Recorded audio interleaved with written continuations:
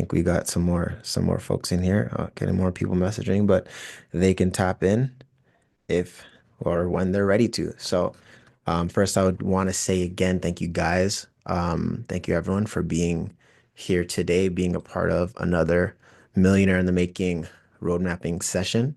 Um, I do hope that more people get an opportunity to to share. Oh, it's happening on my face. I hope more people get an opportunity to share the questionnaire. As you know, I always try and make it very interactive with everyone. So when you do fill that out, you're gonna see uh, how it affects the presentation later on. All right. So just make sure that y'all tap in. We got 12 people in here today. Amazing, wonderful, wonderful group. As the sun tries to completely mess up my white exposure and light exposure here, but it's all good. But let's get things started. So, like I said, welcome to another Millionaires in the Making workshop. Millions of dollars, right? Even if you guys were to work minimum wage for your entire life, which I'm pretty sure none of you guys here are going to be doing, even if you worked minimum wage for your whole life, you would still make about 1.2 to 1.4 million dollars across your lifetime. The question is, how much of it will you keep to make work harder than you do? All right. So, with that in mind, today's session is reclaiming your money, right? A lot of Americans talk about, and finance folks in America talk about how you can reclaim your money, how to reclaim your cash. I've taken so many different courses looking at how I can keep more of my money in my pocket. I know I talked to you guys a lot about paying yourself first, so we can start building our emergency fund, we can start building our living wealthy fund, we can start building these different funds to make our money work harder than we do, right? But there's other aspects and other ways that we can reclaim our funds. And I haven't really seen anything like this that is catered to Canadians. So I wanted to make sure that our team, our folks here are actually ready to rock, ready to go, and that you guys actually have some tangible skills, some tangible tips to actually make things a reality, right? So with that being said, let me get back over here. Cool, cool, cool. So, why does it matter? Okay. Now, a lot of folks are working hard, they're making money, but it always feels like your money's just disappearing. It's never enough. You always need to make more and more and more just to make ends. And even though you're making more, it still is like, where did my money go this month? Right. So, here are some of the things that are happening. And I want you guys to know you're not alone. Today, we're going to be following two different folks, Ethan and Sophia, and we're going to be following their journey on how they start to reclaim their own cash and reclaim um, their finances. All right. But let me actually, guys, I'm going to close this window because I'm getting completely washed out. Give me one second.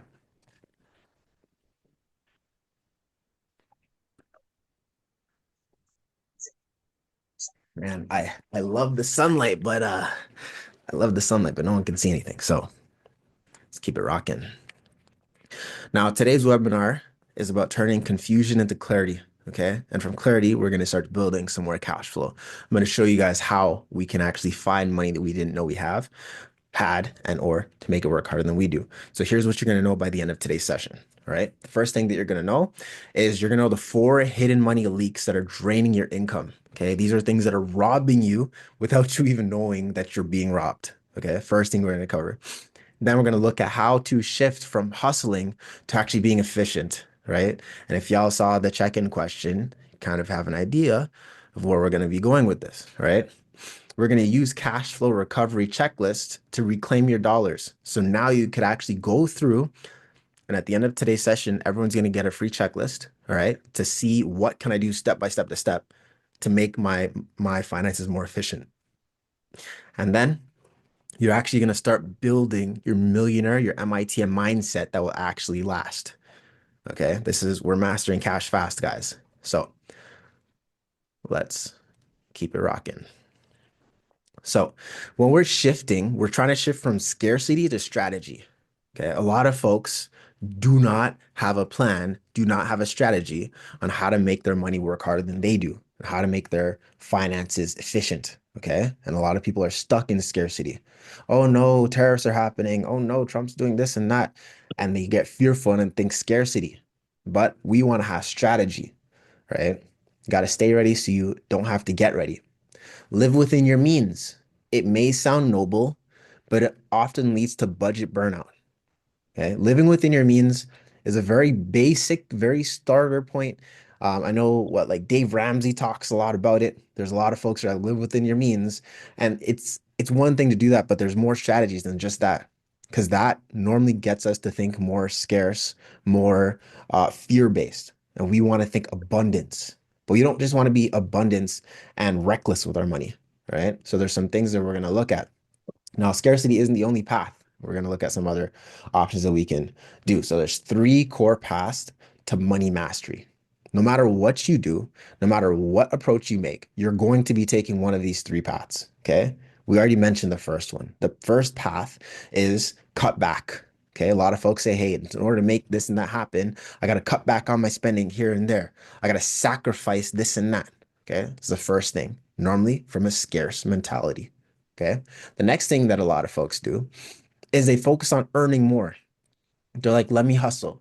Let me go out there, make more money, da da da da. And they're stuck in the hustle culture, right? And now there's nothing wrong with hustling. Hustling can be one of the greatest things that you can do for yourself. One of the most powerful things that you can do for yourself. So you can actually build wealth. But hustling is not the only way. Okay, there's more ways than just hustling. A lot of folks get stuck, and the hustle culture that now exists in our society, the hustle culture that's like, you need to do this, this, and that, and have like 15 different jobs and all sorts of stuff. It's not the best way to go about building out your wealth and building out your influence. Okay. So I just want to change the transitions because I really don't like the way it's transitioning. Hopefully this is better. Maybe I have to refresh. The third way is to increase efficiency. This is the actual game changer. When we increase efficiency, we will start to see a change in all of our finances as a whole. All right. So efficiency means keeping more without giving up your lifestyle. Okay. Actually, give me one sec. I need to refresh this for a second, guys, because the transitions are just not it. They are not it today. Here we are, back to present. Hopefully it fixed what I want it to fix. Present, not present and record, just present. Sorry, one second, guys.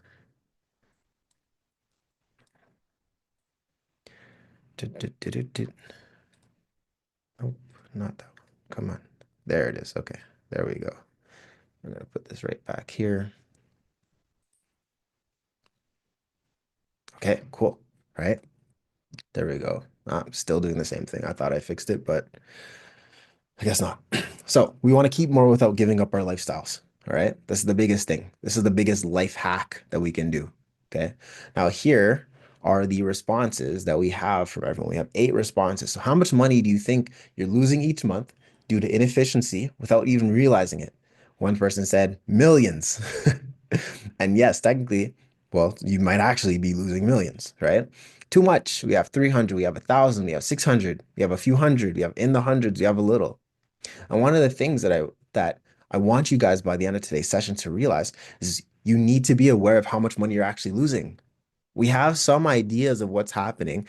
I know that the rule of thumb is anytime you get paid, revise your finances, see what's happening, see where your money's going, right?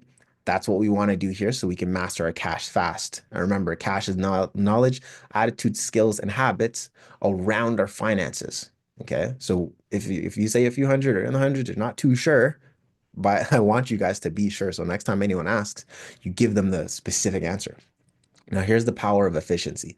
Here's how it can actually shift things for you.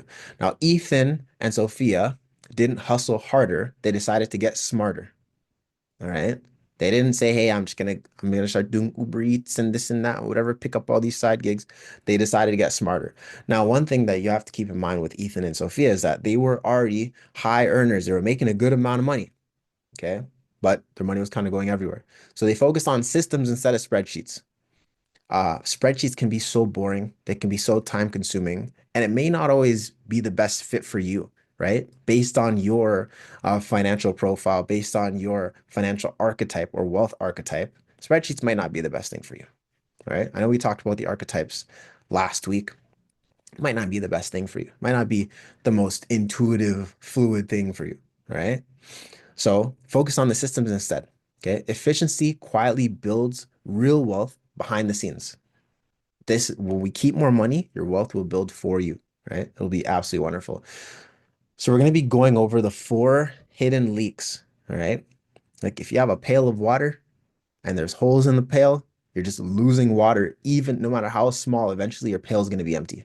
So we want to try and plug these leaks as soon as we can. So the first one is the CRA trap. Okay, the CRA, everyone's favorite government organization, right? Everyone loves the CRA. I know that I don't. But the first leak is the CRA. All right. Now, what do a lot of people do? So many folks are overpaying in taxes. Okay. The reason why you're overpaying in taxes because you don't know what is or isn't allowed.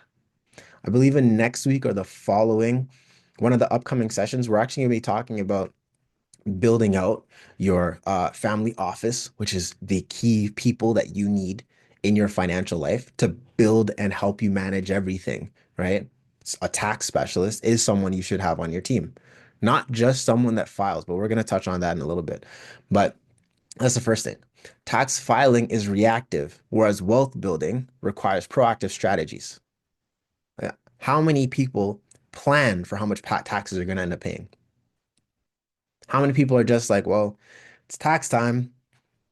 I gotta go and send in this and that and get my T4s and this and whatever, give it to the person, and then they file it and whatever I get's whatever I get.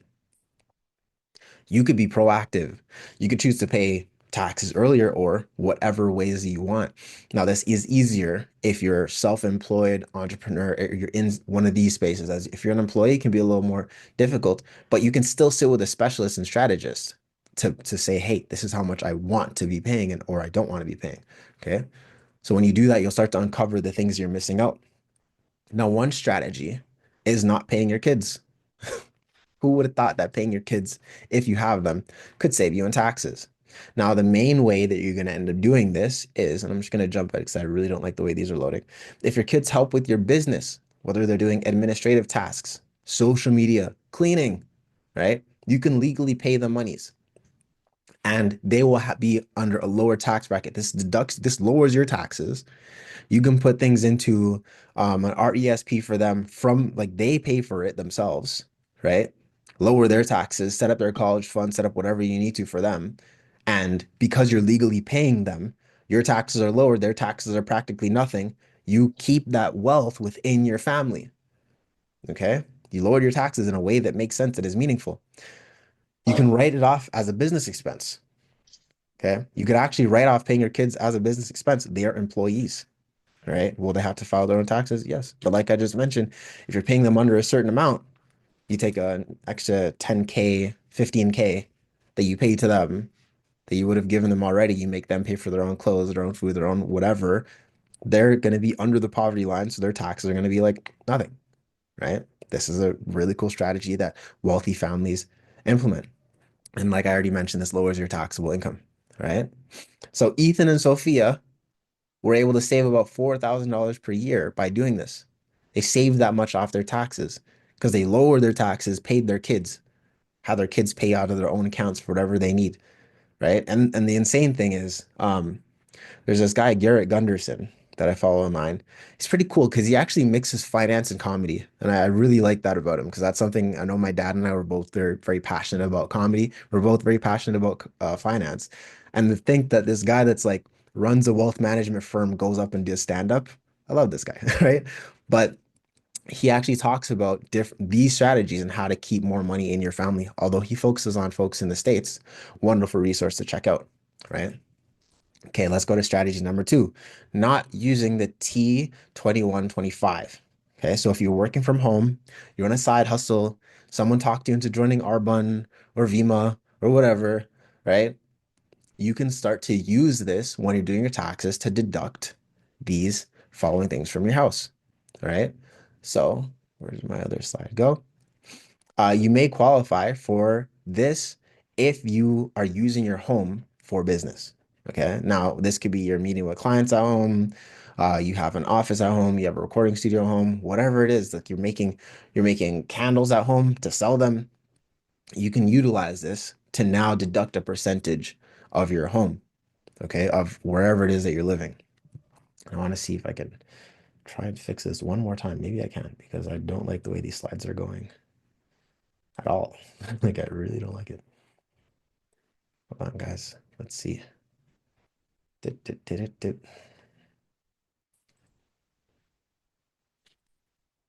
Yeah, this one's better. Okay. And thanks for being patient with me, guys, because the slow thing is actually getting on my nerves. It's like, what is happening? Okay, we're gonna slide you. We're gonna close you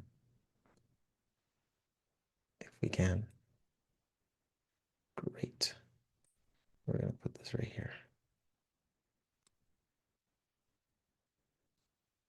Oh, come on.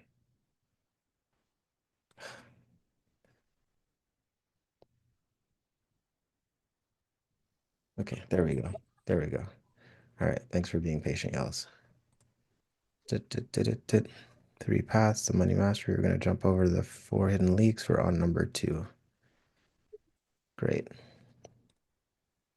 Oh no, it's still doing it. I thought I just fixed it and I didn't. I'm like, okay, whatever. So you can claim a percentage of your rent, okay, your internet, your phone, your hydro. If you have a maid, your cleaning, and so much more. You have clients come into your house, write off toilet paper, a percentage of toilet paper and and paper towel and whatever. Okay. You get one of those water dispenser machines in your home and you like to have spring water come to your house and you meet clients at home, great business write-off.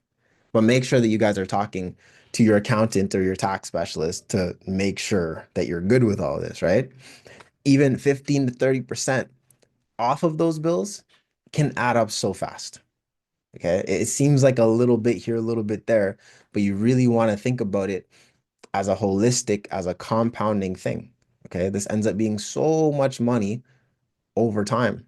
So much. All right. Okay. So here's some other overlooked CRA strategies that folks don't really get tapped into. Okay. Failing to track write-offs like your phone, your cars, your meals, your gear. Okay. We talked about this before. If you drive for business, if you drive for business, you track your mileage. You're going to put up flyers places, you're going to meet clients, you can write off that percentage, right? You use your phone, like I told you guys, I have my two different phones. Like one is just for business, it's the more expensive one. One is just for personal, it's the cheaper one. I'm writing off my business one. Okay. My meals, if I go out to sit and meet with people, right? Then I pay for the meal, I can write off 50% of that. And whatever gear, microphone, lights, like all the stuff, whatever things you need to operate your business are all write-offs, guys. Okay. Now, another thing that folks miss out on is they're not looking at proper business structures. Okay. What is your sole proprietorship? What are the benefits of having a sole proprietorship versus a corporation? What are the benefits of having a corporation? Some people jump to setting up a corporation too soon.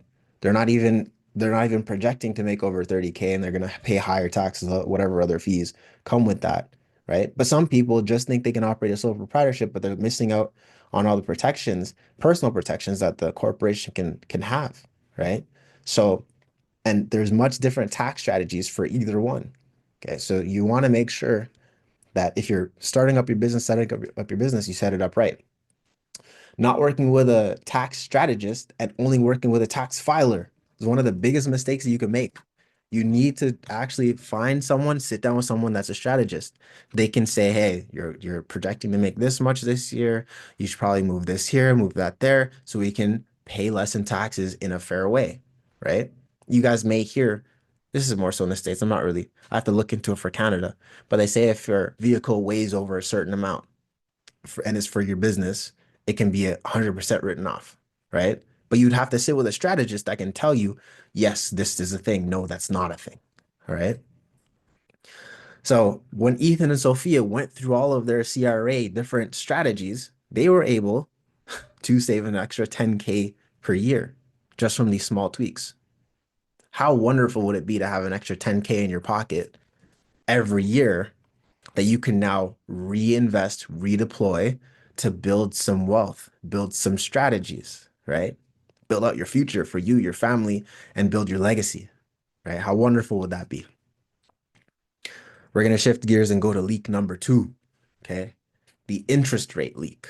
And this is something that a lot of people really, really, really overlook. Okay. Now it's quiet, it's costly, and it's dangerous. Right. Now, debt isn't always bad, but bad interest is. The reason why I say debt isn't always bad, hey, if I see something, if I'm going to buy a property, the house costs, it's worth 200,000, but the market's down and the house is at 100,000, and I take that debt on to purchase that property. I have an asset that's at worth 200, even though the market's down right now. And if I have an asset that's worth that and it's positively cash flowing, that's good debt. It's debt that's making me money. If it's making me more money than what I'm paying into it, great. But if you have bad interest, right? We don't want that at all. Bad interest rates will erode any wealth that you're building, right? So most Canadians don't actually question their interest rates. They don't look into it, and it costs them thousands and thousands of dollars every year. You should always be looking to renegotiate. You should always be looking to find better rates and better deals. You should never just settle with whatever it is that they give you. Okay. This is a huge thing. So here's some areas that many people are losing money. High mortgage rates. You're not renegotiating properly or finding the best mortgage for you, right? I know a company that we're aligned with called 812 Mortgage, which has been getting people some wonderful interest rates, one absolutely wonderful interest rates on their mortgage renewals. And we've been connecting people with 812, especially this year. So many people are going to be renewing their mortgages. We're hooking them up with them to say, yo, we can get you better, you can get better rates over here. All right.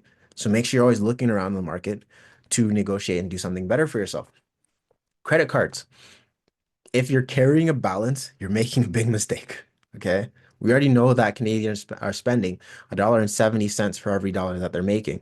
So imagine on every $1.70 it's on a credit card, you're getting 19.99% interest. This is eroding your wealth, right? Pretty quickly too. Lines of credits or loans with outdated terms. If you had a line of credit from like 20, 30 years ago, and everything in that line of credit, I mean, you can still tap in, use it, whatever, but you didn't go back to renegotiate and say, hey, things have changed. Let's see what we can do better. Those outdated terms could really have a negative effect on you. All right. Now, we're not just trying to pay things off fast. Okay. We don't necessarily want to hold on to debt if we don't have to, but we don't just want to pay off all the debts right away if we also don't have to. Right. We have to look at, is our dollar more valuable in our pocket, or is it more valuable being deployed?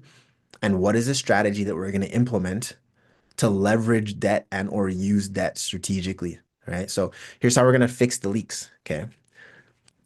Here's the interest recovery moves that we have for y'all. So the first thing that we're looking at is renegotiate or refinance your mortgages, especially in about year 3 if you can. Okay, renegotiate, refinance. Always be looking for the next things that y'all should be doing. Yeah, and we have 812 just dropped in the chat. So if you guys ever want to check it out, if you know anyone that's renewing mortgages, they can click on that 812 link and they'll walk them through everything. Okay, it's super quick, it's super easy.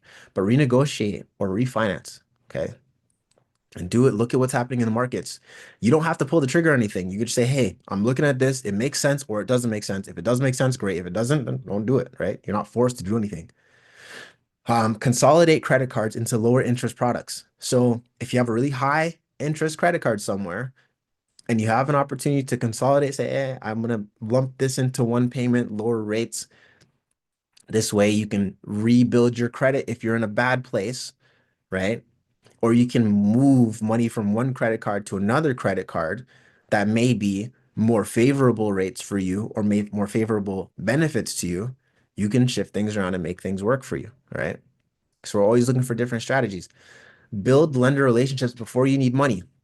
It's actually so funny. I was talking to one of my friends the other day, and he's like, man, now that I actually need to go and get credit, like I don't have XYZ in place, I need credit, but they won't give me credit. It's like, well, you have to build relationships and get credit when you don't need credit, so that when you need credit, you already have credit. You're not going and looking for it and seeking it, right? That's the trick. That is the thing that you will have to do, that you will have to figure out. It's the main way to make everything work out the way you want. All right. You have to get it, but you gotta stay ready so you don't have to get ready, which also means go and have things in place before you're desperate, before you really, really need it, because that's what will mess you up. All right. So build lender relationships before you need the money. Boost your credit score to unlock better rates. Okay. If you have bad credit, it's a cyclical cycle. And it's actually crazy because I know a couple folks that help people with credit recovery, credit rebuilding, and all that stuff. Okay, there's something on your credit that doesn't make sense, that's not supposed to be there. Get it wiped, get it fixed. Go in and renegotiate different things on your credit and start to build it so you can get better rates. This will fix your leaky ships, and this is one of the biggest things that will make your life so much easier. Okay, just really building your credit. So Ethan and Sophia were able to reduce $650 a month of interest with one phone call.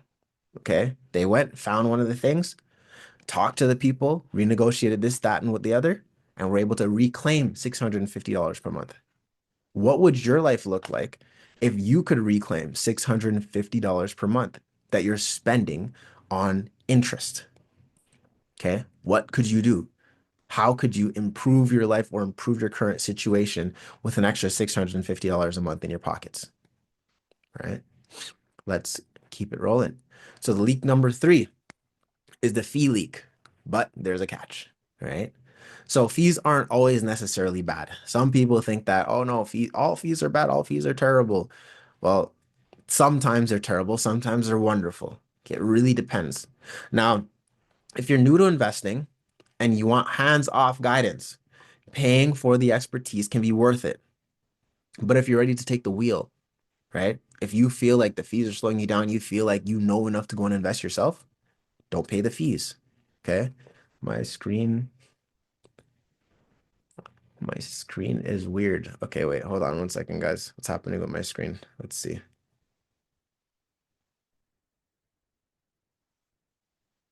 Let me see. Let me see if I can fix my screen, guys. Yeah, I'm seeing that I know last time when I was doing the sessions, the video visuals were really, really bad. And so in an attempt to fix that, yeah, in an attempt to fix that,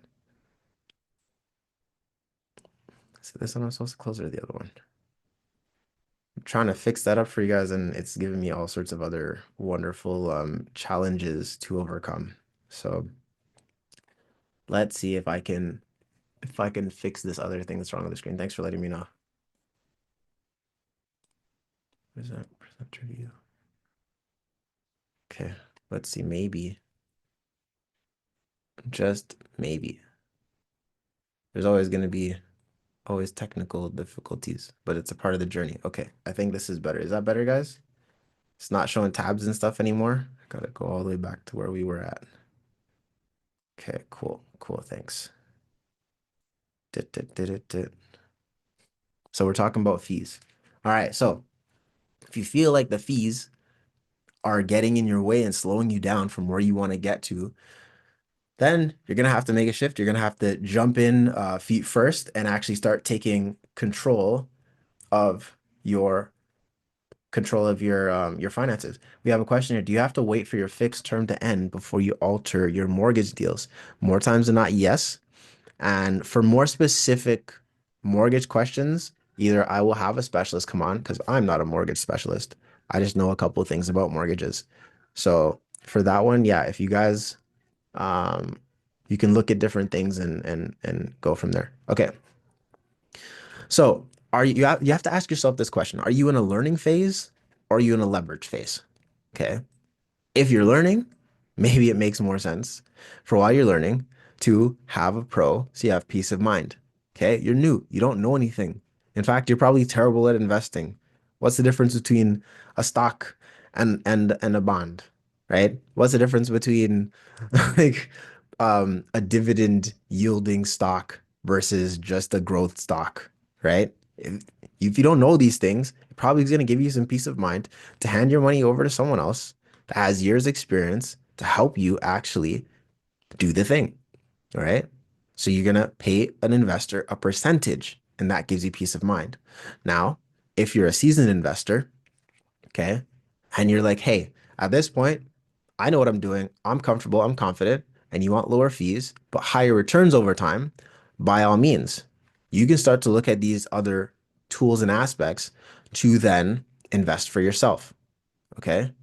It's just like any service. Heck, you don't know how to make a pizza like they do at insert name of your favorite pizza place. You're gonna pay them extra to go make the pizza. But if you worked at a pizza place for how long, you're gonna probably just make it at home. Say, yeah, I know how to do this and that. I make it from scratch. Why am I gonna pay someone else? Right. And you can customize it and do all the things that you want for you. Right. That's the best like example that I can say. So the main key is just to align with where you're at in life, is to look at yourself, say, this is where I am, and just be honest with yourself and say, well, I'm a new investor. I should pay someone so that I don't mess up my investments. Or I'm a seasoned guy. I don't need someone else's help. Great. Just align with where you're at. So here, here's how we plug the fee leak without losing value. So I did mention a little bit of like if you're a beginner or you're more seasoned, what you could do, but let's get a little more in depth on that. So ask why you're paying, okay? Or what you're paying and why you're paying it. Super important.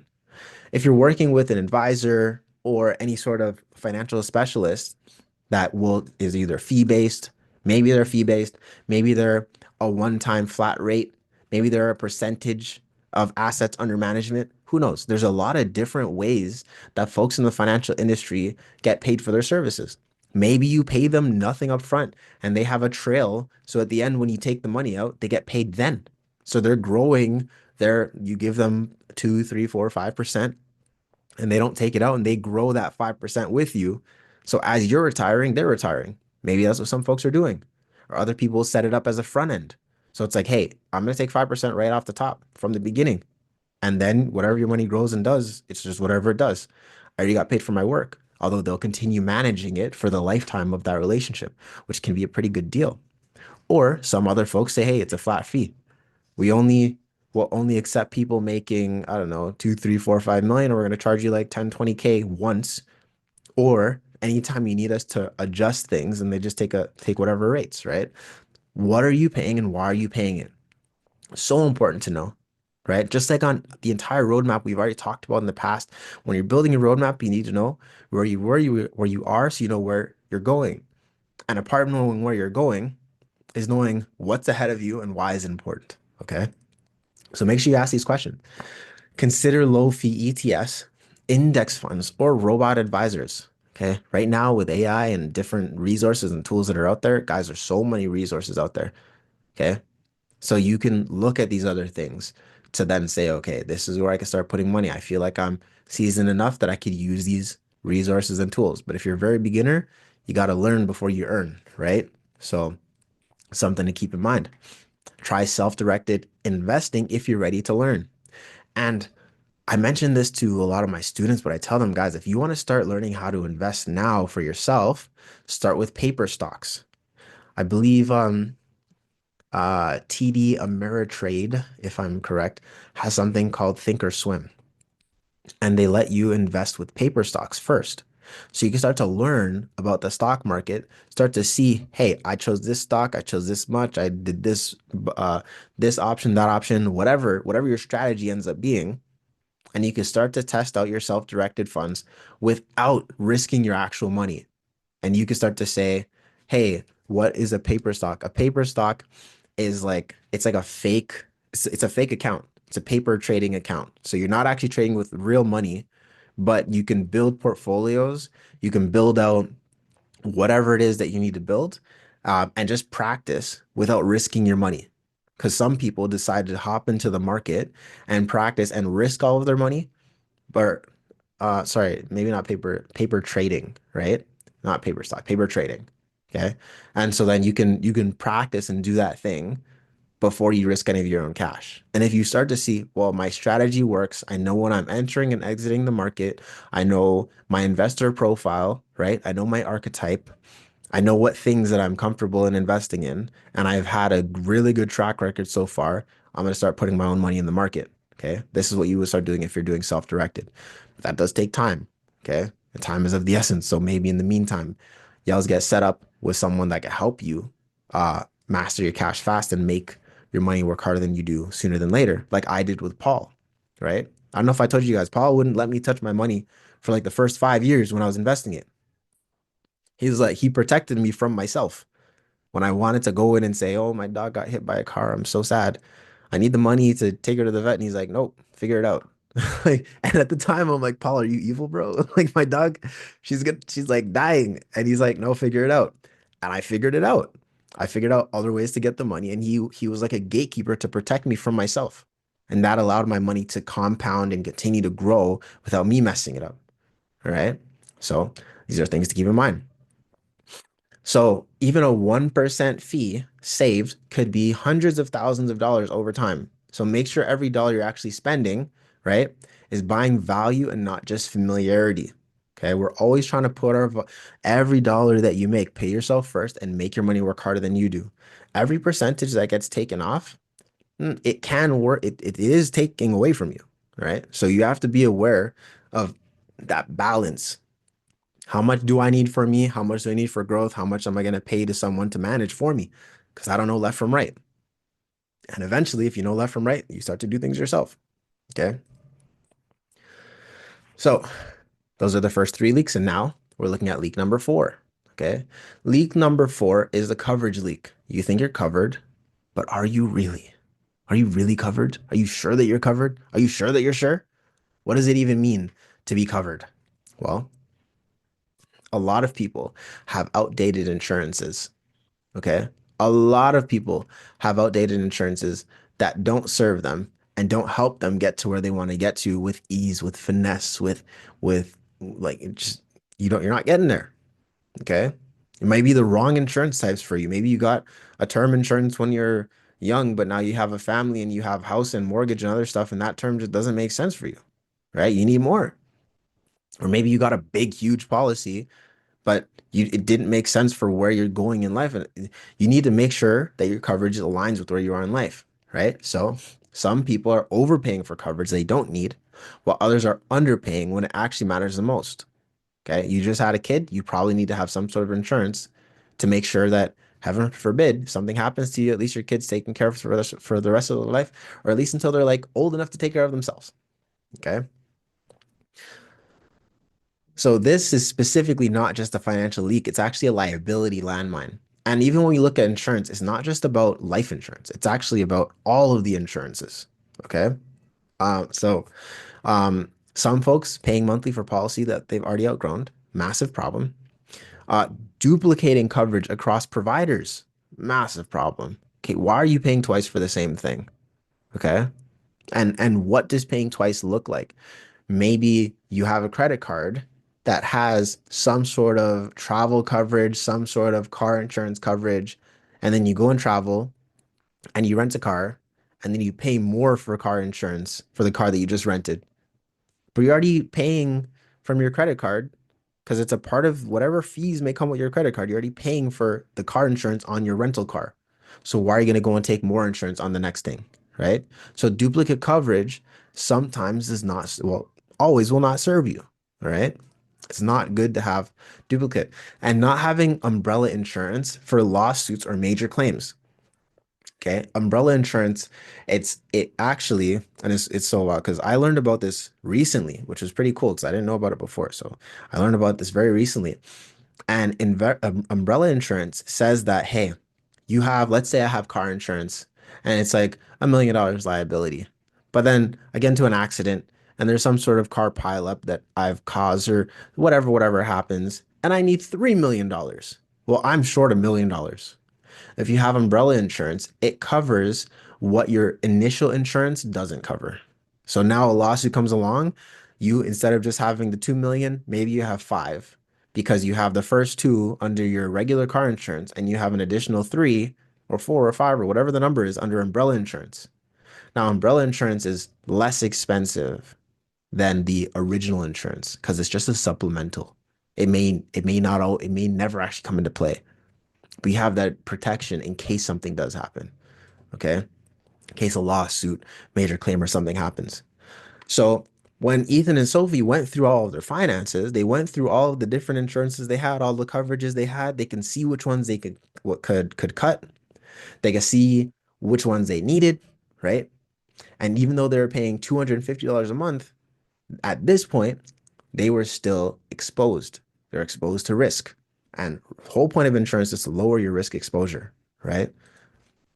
So, how do we actually upgrade your protection and save cash at the same time? Well, let's get into that, guys. Bundle your home and auto, right? And this is kind of basic, but some people don't think about it, right? Anytime that I'm shopping around for car insurance, I'm like, yeah, make sure you put my renter's insurance, my home insurance in with that, right? Because it's so cheap. It's like sometimes 16, 20 bucks a month, but it drops my actual car insurance by a significant amount. So I'm like, hey, this is great. So you can save up to 20%, sometimes some places even more. But on average, you can expect to save like another 20% off your car insurance. So it's absolutely crazy when I'm talking to young folks and they're saying, I sound so old saying young folks, but I'm talking to younger people and they're like, yeah, I'm paying like $600 a month on my car insurance. I'm like, what the, how is that even possible? Now, if they're renting with roommates and they're like, hey, I'm covering the rental insurance for 20 bucks, but they're taking 20% off their $600 car insurance, they're saving a good amount of money, right? They're saving about what? What is that? What, 100? No, like 60 bucks? Something like that. Anyways, my math is slow today, guys. I'm very tired. Okay, you can raise your deductibles for lower premiums. Okay, so if you have like a beater car, you're not really in a place that you're too worried about the initial amount that you'd be paying. You raise your deductible to lower your premium. And because we have our emergency funds, right? Because we have money placed elsewhere, and because maybe we can allocate the difference, the delta between what we were spending and what we've lowered it to, we can put that money into a place to actually start saving, to start making it work harder than we do. Those lower premiums could work on your behalf. I'm not saying raise your deductible to get lower premiums so you can go and buy more expensive cars so you can go on vacation. Okay. We want to reallocate the cash that we're capturing. We found some more money. We're already paying for the thing. Hey, safe driver, have emergency fund.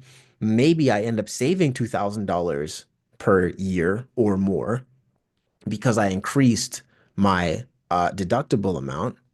And congratulations, you're a safe driver. You never got into any problems. You saved an extra 2, 4, 6, 8, 10K across X amount of years. Get in an accident, you're like, I gotta go 2,000 out of pocket. You're still up 8,000 because you saved that money and put it into place during that time, right? So raising deductibles sometimes may feel risky, but it's only risky if you're not prepared.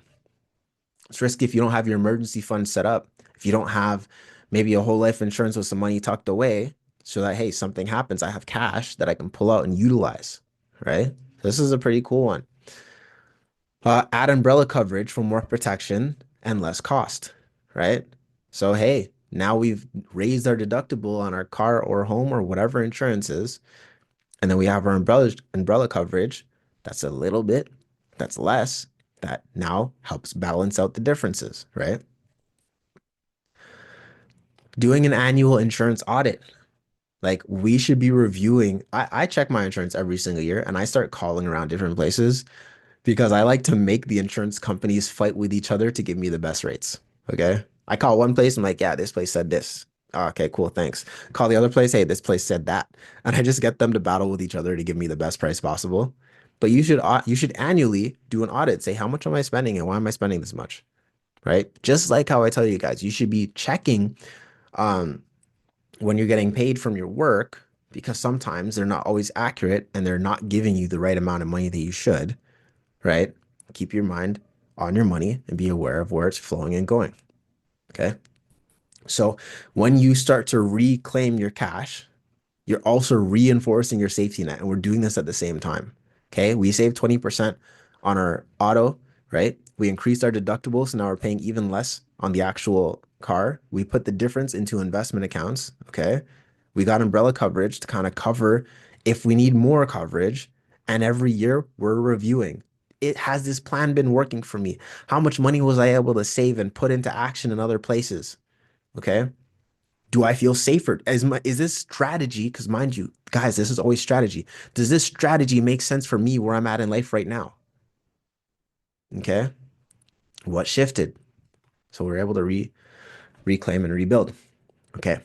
So the next session, those are the, what did I say? The four drainers. Okay. We covered the four drainers.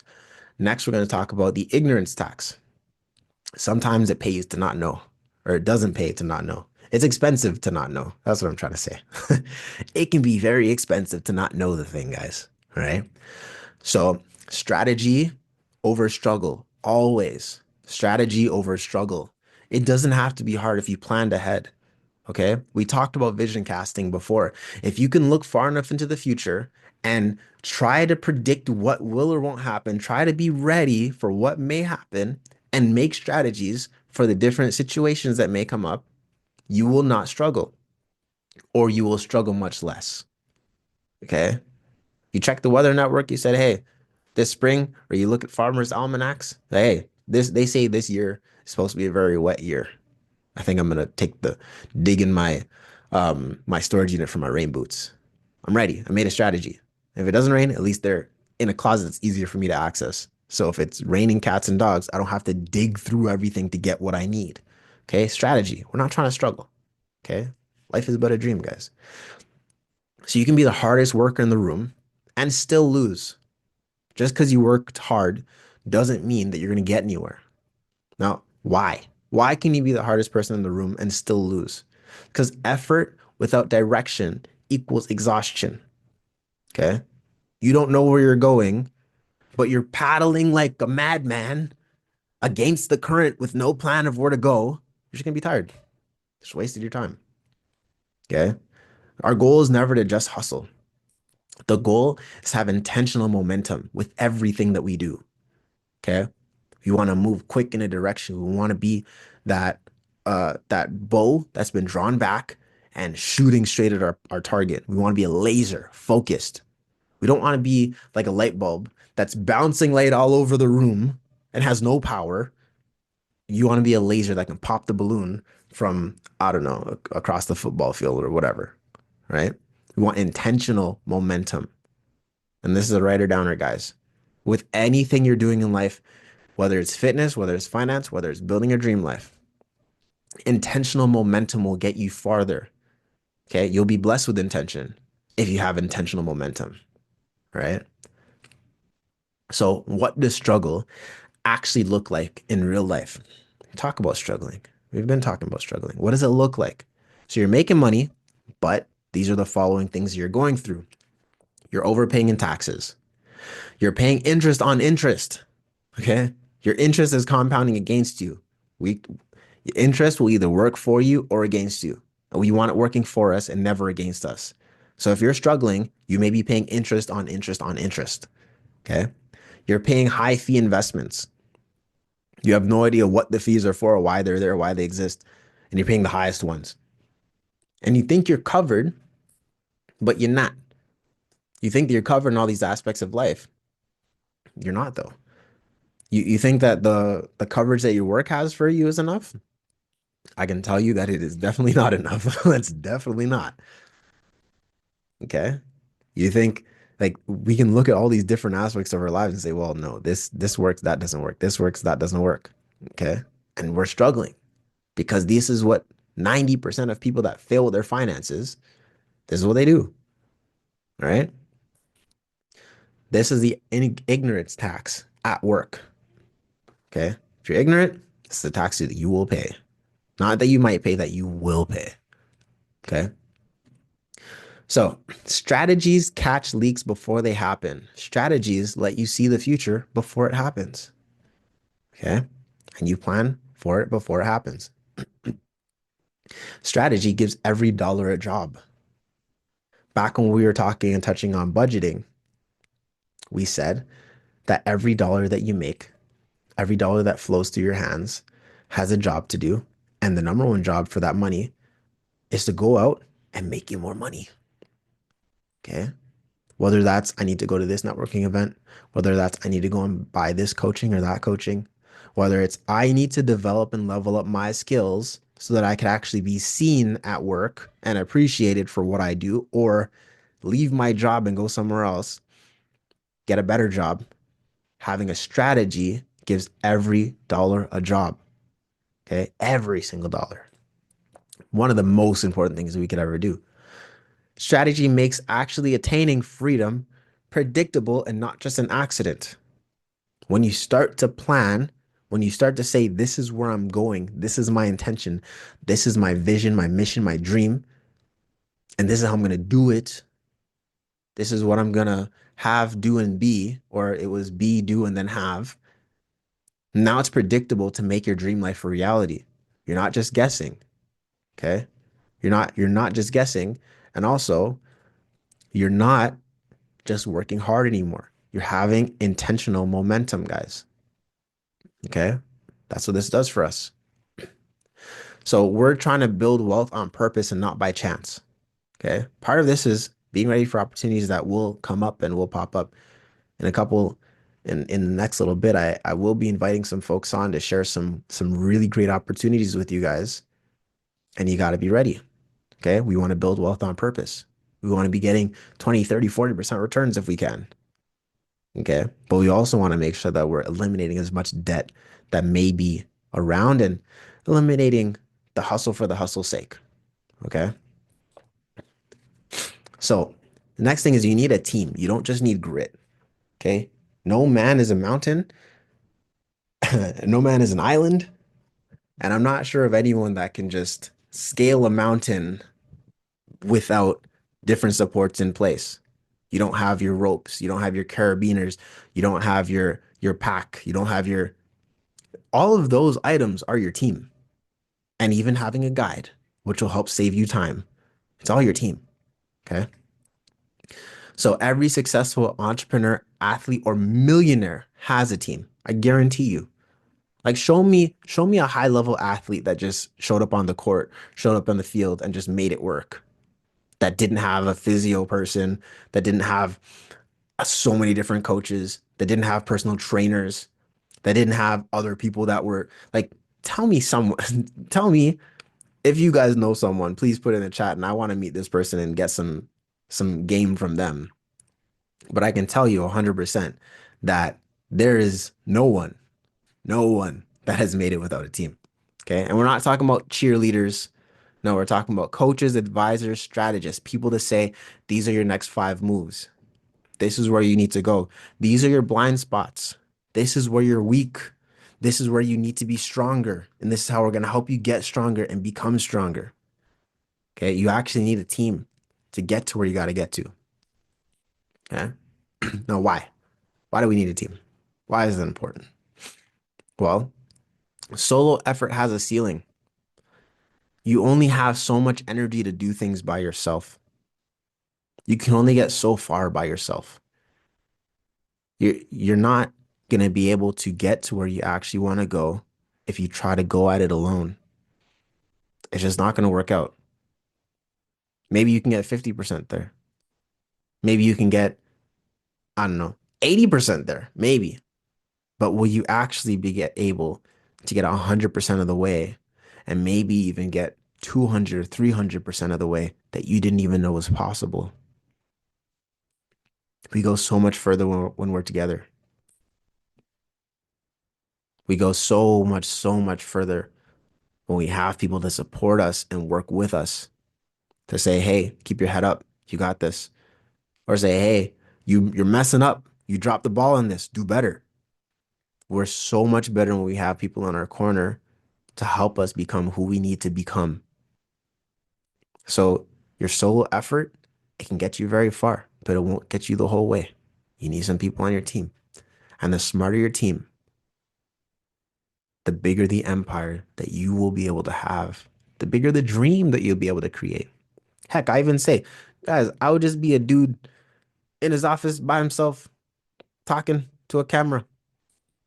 But with you guys here, and I'm sharing with y'all's are the team. We're the millionaires in the making here, right? And we're gonna go further together than any of us could ever have gone alone, right? So let's keep it rolling. So here's your financial game plan, guys. We're almost at the end, all right? Here's your financial game plan. Your money needs direction, just like your fitness. I tell you guys, fitness and finance are the same. Oh, perfect timing. If I can see it and believe it, then I can achieve it from Arnold Schwarzenegger. Perfect timing. Fitness and finance are the same, guys. So just like your body needs direction and your workouts need direction, okay? Just like all of that, what's happening? You also need to make sure that your finances have a direction, okay? So a solid plan will help you do the following. One, it'll help you catch leaks early.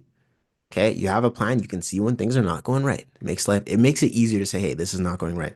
You're starting to turn your income into actual wealth. So far, Ethan and Sophia have been saving a lot of money and being able to re-implement it and have it work harder than they do. You're starting to build a foundation for long-term freedom. Okay. With a solid plan, you will escalate and go up the 11 stages of wealth much faster. You save 600 there, you save 200 there, you save an extra XYZ there just by restructuring and having some strategies. You save thousands on tax strategies. Now you start to find, where is this money going to come from for me to reinvest into my family bank, into my infinite banking, into my emergency fund, into my living wealthy account, because we got to live wealthy, guys. Where's the money going to come from? Well, we have strategies, guys. And with the strategies, we're taking the guesswork out of growth. So our next step is to start to build the cash recovery mindset. I've given you guys a lot of the tools so far, but what's the mindset now? It's not about what you earn. It's about what you keep, what you use, and what you grow. That's what it's always about. It's never just about the money you make. I mean, making more money makes it easier though. Like, I'm not going to tell you guys making a lot of money is terrible. But if you can keep more and grow more and use the amount that you have strategically, life will be so wonderful. I tell you. So, this was what Ethan and Sophia actually broke through with. Okay. They realized this. They realized it doesn't matter how much money you make, it's how much money you keep. And so, income stopped being the focus. Impact retention became the new goal. What is the impact of every dollar coming to me? What is the retention looking like for every dollar coming to me? How did I go from 1% to 2% to 5% to 50% of retaining my income to 100% of retaining my income, which sounds insane, but I can tell you that it's possible. Once you hit a certain level of wealth, you think that these billionaires are actually spending a dollar of their own money? They have assets that they leverage and they don't spend any money. They keep 100% of their income, leverage debt, have massive life insurance policies that they take out. And then when they die, everything's paid for. You can save 100% of your income with a strategy. Just no one told you guys that. Everyone tells you go to school, go get a job, work till you die, and then maybe enjoy 10 years of your life. Maybe when all your bones hurt and everything feels terrible, right? It doesn't have to be like that at all. You can save 100% of your income, and that should be the goal. How do I save 100%? So they didn't grind hard. They built systems that caught money before it leaked. Freedom came from flow, not force. The freedom's in the flow. Although I guess the Star Wars lovers will say the freedom's in the force, but we don't force it. We don't force nothing. We just flow. We let things work through us and come to us, right? So here's more of the mindset. This is how millionaires think. They plug the leaks early. I mean, this one's kind of a given at this point. They plug the leaks early. Before anything else happens, they've already plugged all the leaks. Pat on the back. Good job, millionaire. You just kept more of your money. You retained more of your money. They maximize every dollar. They're looking at where their money is going. They look at how their money is operating, and they make every dollar work even more. And they see it, hey, can I make this dollar work again? Oh, this dollar over here, these dollars over here, we're bringing back five more dollars every time I put them out. I need to put more dollars into that place. Oh, these dollars over there, they're losing 20% every time I send them out. I got to pull them away from there. You start to balance it out and see what makes sense, what doesn't make sense for me, for my life, for my vision, for my mission, my purpose. Maximizing every dollar. Okay. Automate smart money moves. Listen, guys, you'll find that some of the wealthiest people in the world are some of the laziest people that you ever meet. And I used to make jokes about this all the time, say I'm probably one of the laziest people that you'll ever meet. But it's because if you don't have to think about it, if you don't have to think about what's happening with your cash and it's automated, well, our monkey brains don't mess it up. Okay. If you automate your smart money moves, our monkey reptile emotional brains don't get involved and it just goes. Things just happen. All right. And that's a wonderful thing. A millionaire mindset is funding growth and not just bills. This is where I mentioned, hey, sometimes you need to reallocate money into developing yourself so you are more than you were. You can become more than you were, right? For me, I did a market online marketing course. I spent like 3K the first year and got every year I spent another 3K on this thing. And the amount of things that I've learned from this one course and developing out these skills that I've been giving to other businesses has made me so much more money. I funded my growth instead of just my bills. In fact, the first year I'm like, I could pay rent or I could pay for this course. And I said, I'm going to pay for this course and I'll figure out my rent. And I figured it out and made it work. And that course paid me way more than my rent ever did. Okay. So fund your growth and not just your bills. Make sure you guys reinvest in yourselves. Once you reclaim your money, here's how we're going to put it to work. And what do I feel like this is? No, so invest in assets that grow. All right. I'm actually going to just jump to the end because there's a lot going on here. Reinforce your foundation. Make sure your emergency fund is strong and stronger and stronger. Okay. The goal is to have 10 years of emergency fund, 10 years. Fund your development. Okay. You are your greatest asset. Before you put money anywhere else, think about you. You are your greatest asset. You're always with you. There's no government that can take away what's in your mind unless, I mean, they do something really dark and gruesome, but we're not going to go down that road, right?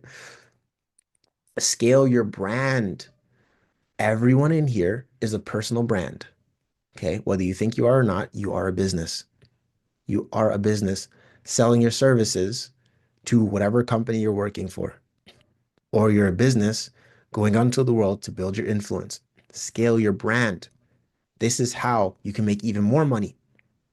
If you're a fitness trainer and you build your personal brand and you're known globally and you're like, hey, I want to work at this gym over here, and that gym is very excited to have you, they will pay whatever you ask because you're known. You're in finance, you're an analyst, but you write all these articles online on how whatever you become a key person of influence, which is a book that I'm plugging, guys. Key Person of Influence is a great book. Now all of a sudden, you can demand whatever price you want. And it's in any field that you're in, whatever field that you're in. Heck, if you're a chauffeur, you're a driver, you build your brand to be one of the greatest drivers. Like, I don't know if you guys watch those YouTube videos or have seen them of folks that are like the Uber drivers that have like the party cars. And when people hop in those cars, they're so excited to be in the party car. They built their brand. So no matter what you're doing, whether you're a CEO or you're a garbage man and anything in between, and not to say that whatever, build your brand, build your business, and build your set of skills. Okay. Every dollar you recover becomes a power play. Every dollar that you bring back into your sphere of influence becomes a power play. Okay. Let's take a look at Ethan and Sophia real quick and see what they were able to do. Okay. They were high earners, but they still felt broke. You'd be surprised how many people make a lot of money and still feel broke. They were able to save and recover, not even save, recover. That's the key word here. Over $10,000 per year without sacrificing their lifestyle because they went in and they reviewed strategies. They looked at different strategies and started building out systems so they could recover that money and stress less. Okay. Life doesn't have to be stressful. They didn't just work harder, they worked wiser. And I want everyone here to start working wiser. So here's a checklist. And actually, I think this is the one.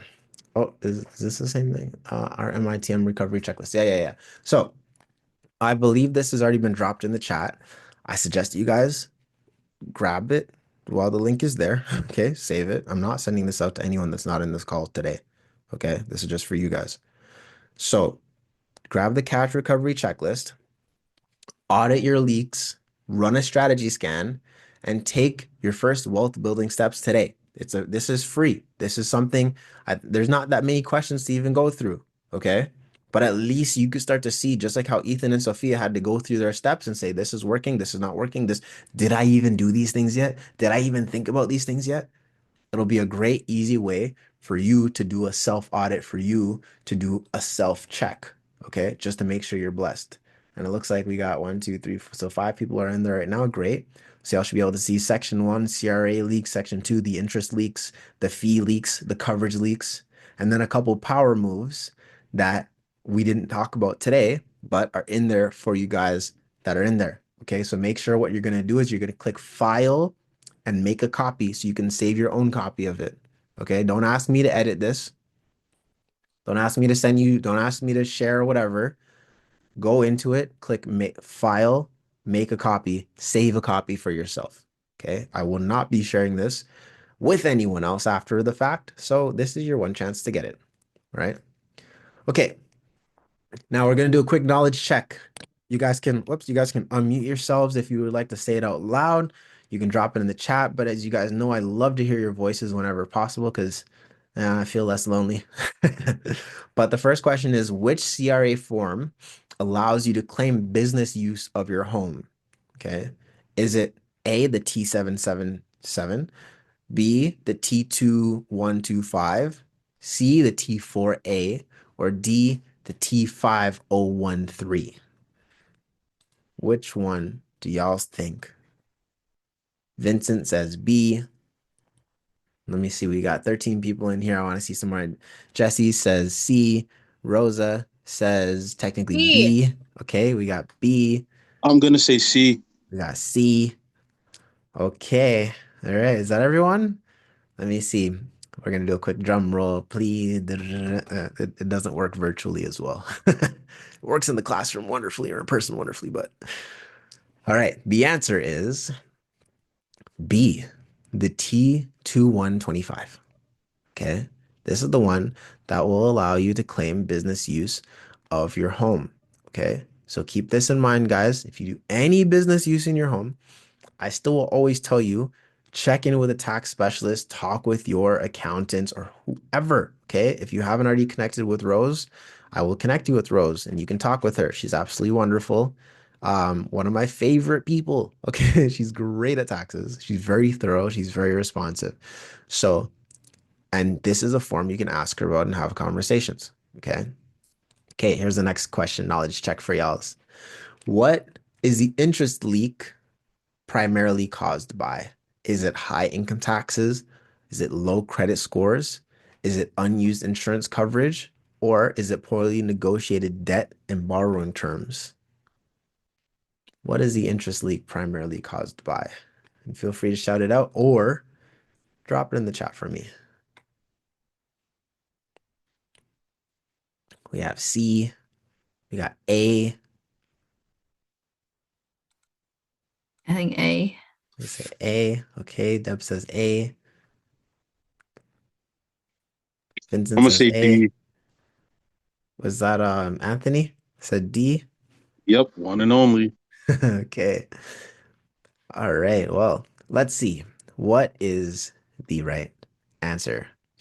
With a drum roll, please. I need to find a way to make like drum sounds. I wonder, can I? Thank you, thank you. Hey, you guys are amazing. The answer is D, poorly negotiated debt and borrowing terms, because interest is tied to borrowing money and debt. Okay, so if you don't negotiate properly before you go in, like guys, when I got my first, not my first car, my second car, I went to the car dealership. I had no idea what I was doing at all. Okay. I kept asking them, yo, how much is this car? Like 225 biweekly. I'm like, no, but how much is the car? They're like 225 biweekly. I'm like, but how much is the car? Like 225 biweekly doesn't tell me nothing. How much is the car? And they show me one number, like, oh, it's only 20,000. I'm like, oh, 20,000? Okay. 20,000, 225 biweekly, even at 10% interest. Okay, cool. And I paid like 15K the first year towards the car, but I didn't realize many pages in it's 225 biweekly, which was 20,000 for the car, but then they added on $8,000 for whatever foolishness that they decided to add on that I did not understand at all. And then after all the interest, I was gonna pay like $45,000 for like a $20,000 car, guys. Like it was the stupidest thing. I didn't negotiate. I didn't understand the borrowing terms. And I, even though I'm like was proactively paying, right? Because the borrowing terms are important. I paid $15,000 the first year. Okay, thinking by the second year I'm free and clear of the debt, but they took all of the money I paid and put it towards the interest. That was the borrowing terms. It's an open loan, you can pay it off whenever, but if you just send payments in, they just go to interest first, and they don't put it towards what you actually thought you're putting it to unless you call and tell them, hey, put this towards my principal. Okay, poorly negotiated debt and borrowing terms cause huge leaks. That was a $15,000 leak for me, which I think I ended up putting like 33K into that car. Okay, ridiculous. So, anyways, that's something to keep in mind. And I'm telling you guys because I made stupid mistakes when I was younger. I didn't know what I was doing, right? So you need to be aware of these things. Okay, knowledge check. Which of the following is not a smart fee reduction strategy? Is it switching to low fee ETFs? Is it asking your bank to reduce management fees? Is it ignoring your investment statements? Or is it considering a robo advisor? Which of the following is not a smart fee reduction strategy? Let me see. What do y'all think?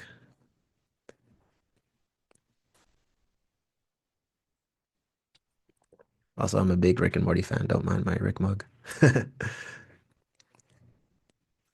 C. Okay, we got C. Okay, let's see. Let's see. Okay, Rosa says C. I know this one's a little bit more of a tough one, guys. Testing your knowledge. Teacher tie on the building, guys. I'm gonna say B. B. Okay, we got two C's and a B. Anyone else? We'll take one more. One more response. Vincent says B. Okay, let us see. Oh, Francois says D. Okay, let's see. Let us see what the right answer is. Now the answer is C. It's not smart to ignore your investment statements. Everything else is great. You consider a robot advisor, it can save you on fees. You switch to low fee ETF, it says low fee can be great. Okay, asking your bank to reduce management fees can be great. But if you're ignoring your investment statements, so they're telling you what's happening in your investments and you're not paying attention to it, you could be paying higher fees and not even know it. Okay? So, congratulations to my friends that said C. You guys got the right answer. And everyone else, better luck next time. Okay? But this is why we do the knowledge checks because I actually want to make sure that if something is not necessarily aligned or like certain things are not didn't really stick, we can clarify. Okay? So, not this is not a smart fee reducing strategy, is to ignore your investment statements. Okay? When you get those things, look at them and really pay attention to what's going on inside of them. Okay. I believe this is we have two more knowledge checks. Okay. So what type of insurance offers broader protection at a lower cost? Is it life insurance? Is it health insurance? Is it umbrella insurance? Or is it travel insurance? Which one of these ones? So Rosa says C. C. Okay. Rewind says C. Umbrella. Deb says C. Okay, let us. Larianne says C. Okay, let's see. Francois says C. Oh my gosh. This is the most C's I've seen. The answer is C. Great job, guys. The umbrella insurance. Okay. So if it is, you have your baseline insurance and you need a little bit more, umbrella can be wonderful. Okay. Something to look into. Knowledge check. Why is strategy more powerful than struggle in financial planning? Is it because it requires less paperwork? Is it because it focuses on earning more only? Is it because it builds sustainable wealth with less stress? Or is it because it avoids budgeting altogether? A little bit more of it. C. Yeah, see, it builds sustainable wealth with less stress. How do you ask your bank to reduce management fees? Oh, that's a great question. You literally go in and you ask them, hey, how can I pay less fees? And you go to different banks and you say, how can I pay less fees? And then if the bank says they're not going to lower your fees, you go to somewhere else that has better fees for you. All right. That's how you ask your bank to reduce your management fees. If your bank doesn't want to work with you, I mean, one way a lot of them say you have to have a minimum amount of money in that account, which I don't really like because they just want to use your money. So sometimes you got to go somewhere else. But anyone so we'll continue this. I want to see more answers for this one. This is the last credit, this last knowledge check, guys. Last one for the night. So why is strategy more powerful than struggle in financial planning? Less paperwork, focuses on earning more only, builds sustainable wealth and with less stress, or it avoids budgeting altogether. We got C. We got another C. Anyone else like to answer? We got C. We got C. Okay, wow, we got a lot of C's. I think you guys were paying attention. This is great. So yes, it builds sustainable wealth with less stress. Okay. When we can see the future, we can plan for things. It's our roadmap, guys. Our like this is why I taught the roadmap framework. You could use it in every aspect of life. And the Whoop planning, like the book, the goal setting book that I gave you guys already, which I'm actually like, it's kind of wild. I'm giving you guys like full on course. Like the goal setting book that I gave you guys has the roadmap and the Whoop planning. So when you could see the future, it's easier to plan, have less stress. Like you got that giraffe vision, you know, the watering hole is over there. You're just gonna steadily walk in that direction. Life is but a dream. Okay. So that's what we want to have happen. So today you learn about the four hidden leaks. Okay. You learn around about the ignorance tax. Hey, if you don't know, you don't pay attention, you're getting taxed on that. All right. You learn about the MITM mindset. All of you are millionaires in the making. I want to see you rich. Okay. I would if one person from this group becomes very wealthy, I will be very happy. Okay. But I want to see everyone in this group become very wealthy. That's my that will bring me so much joy. Okay. So you guys learned about the MITM mindset and you learned about real success from Sophia and Ethan. So now you know better. It's time to grow better, guys. Okay. One last thing that I do want to say, I'm gonna start saying this a little more often. This is the last week. If you haven't already joined the Money Mastery Dash to master your cash in 5 days or less, this is the last week that you're gonna be able to join at the current price rate. It is gonna be jumping up to $200 as of April 1st. Okay. So right now, you guys can go moneymasterydash.com. You can sign up. We can set up our sessions. It's really, we're trying to condense it in 5 days, trying to make a lot of things happen in those 5 days. So we don't want to just be, we don't want to take too much time with it. That's why it's a dash. But you guys have about a week before it's going to increase to 200. Anyone that gets in, gets in. And that doesn't, I'm sorry, guys. I've been keeping it low for a very long time and reminding everyone about it. All right. So that pretty much wraps up today's presentation. I'm gonna stop sharing my screen. Does anyone have any questions, comments, concerns, or even some things that y'all would like to me to talk about in future sessions or cover? So let's start with questions first. Does anyone have any questions about today's session?